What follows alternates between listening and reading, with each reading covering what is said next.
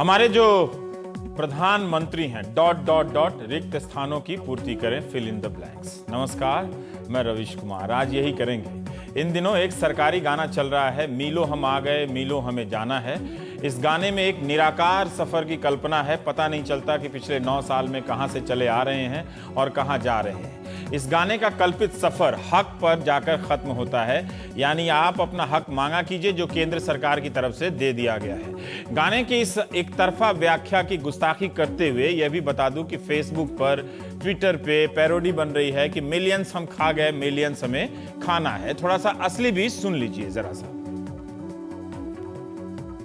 मीलों हम आ गए, मीलों हमें जाना है। कुछ सपने सच हुए, कुछ सपने सच करके दिखाना है। तो इस गाने में तमाम घोटाले, सुप्रीम कोर्ट की टिप्पणियां, मंत्रियों के इस्तीफे वगैरह नहीं है, जैसे मीलों आने और मीलों जाने के बीच कुछ हुआ ही नहीं हो।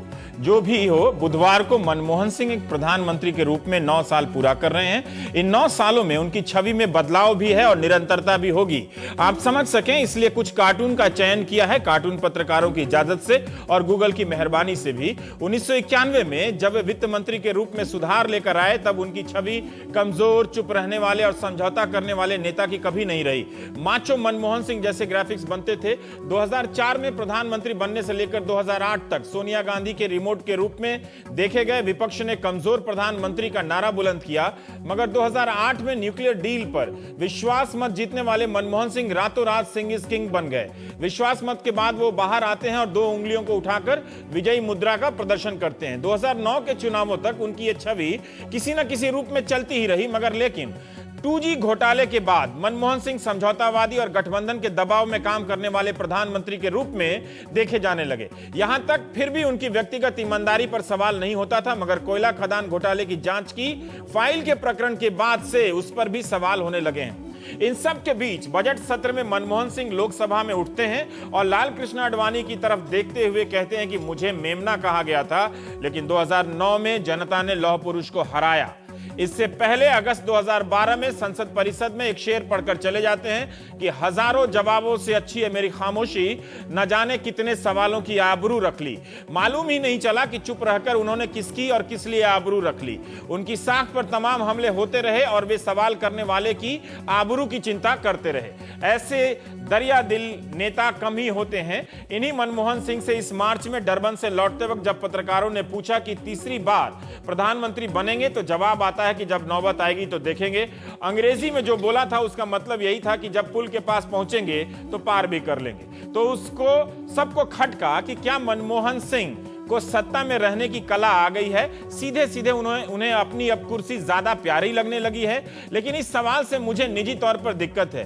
पिछले 9 साल में कब लगा कि मनमोहन सिंह प्रधानमंत्री की कुर्सी पर किसी वैराग्य भाव से बैठे हुए हैं। तहलका पत्रिका में शोमा चौधरी के लेख में उनके पूर्व सलाहकार संजय बारू का बयान है कि भ्रष्टाचार के इन आरोपों के बीच उन्हें सोनिया गांधी के पास जाकर कहना चाहिए था कि मैं ऐसी सरकार नहीं चला सकता, लेकिन उन्होंने ऐसा नहीं किया।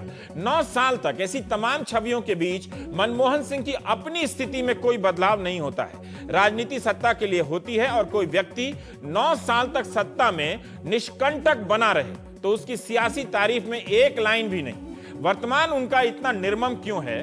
तहलका के कार्टूनिस्ट सुदीप चौधरी का ये कार्टून मुझे दिलचस्प लगा, जो आपको दिखाना चाहते हैं। और कार्टूनिस्ट से हमने पूछा भी तो बताया कि इस कार्टून में वो खुद को बचा रहे हैं। कैंची से वो तार ही काट देते हैं जो उन तक पहुंचने वाली होती है। आप इस कार्टून को अश्विनी कुमार, ए राजा, पवन बंसल इत्यादि आदि के इस्तीफे के संदर्भ में देख सकते हैं। इसमें मनमोहन सिंह 3 मंत्रियों को कैंची से काट रहे हैं, शायद आरोपों की आंच उन तक ना आए।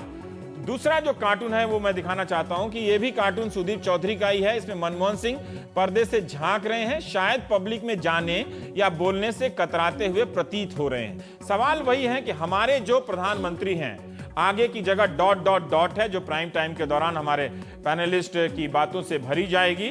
विनोद शर्मा जी हैं political editor Hindustan Times, Neena Vyas आप वरिष्ठ पत्रकार, शोमा चौधरी हैं मैनेजिंग एडिटर तहलका, वो हमारे साथ जुड़ेंगी। अभय कुमार दुबे हैं एडिटर हैं आप CSDS के। सिद्धार्थ भाटिया साहब हैं वरिष्ठ पत्रकार। विनोद जी, आपसे ही मैं शुरू करना चाहता हूं कि एक मनमोहन सिंह का दिया हुआ बनाया हुआ और स्थितियों के अनुसार अनुरूप एक छवि है उनकी। इसके बीच में एक सार्वजनिक छवि है, जो सब है आरोप प्रत्यारोप के बीच में। इन 9 सालों में कांग्रेस पार्टी को कवर करते हुए, सरकार को कवर करते हुए, मनमोहन, जब मैं कह रहा था कि इनका वर्तमान इतना निर्मम है, लेकिन जो आदमी 9 साल 10 साल तक इतने आराम से प्रधानमंत्री बना रह जाए, उसकी तारीफ में एक भी लाइन नहीं। आपने अपनी भूमिका में सब कुछ कह दिया, उसके बाद तो गुंजाइश शायद बची नहीं है। नहीं, बहुत बची है। लेकिन मैं ये कहना चाहता हूँ कि एक आपने टिप्पणी की कि तहलका में आपने कभी उनके किसी एडवाइज़र की बात की कि उनको इस सब आरोपों के बीच में सोनिया गांधी के पास जाना चाहिए। मैं नाम नहीं लेना चाहता कि इस प्रोग्राम में नहीं है वो। हाँ। उन्हीं एडवाइज़र ने मुझे एक बार बताया था, जब शुरू में जेएमएम के संदर्भ में, शिबू सोरेन के संदर्भ में बहुत बड़ी अटकलें लग रही थी और वो प्रत्यक्ष नहीं थे, वो कहीं गायब थे। और उस वक़्त मुरली मनोहर जोशी ने राज्यसभा में खड़े होकर कहा था कि the prime minister is a fugitive from the house the way the minister is a fugitive from the law. और उस वक़्त उसी एडवाइज़र ने मुझे बताया था कि प्रधानमंत्री रिज़ाइन करना चाहते थे। शुरुआत की बात। अच्छा। उस कार्यकाल की शुरुआत की बात है।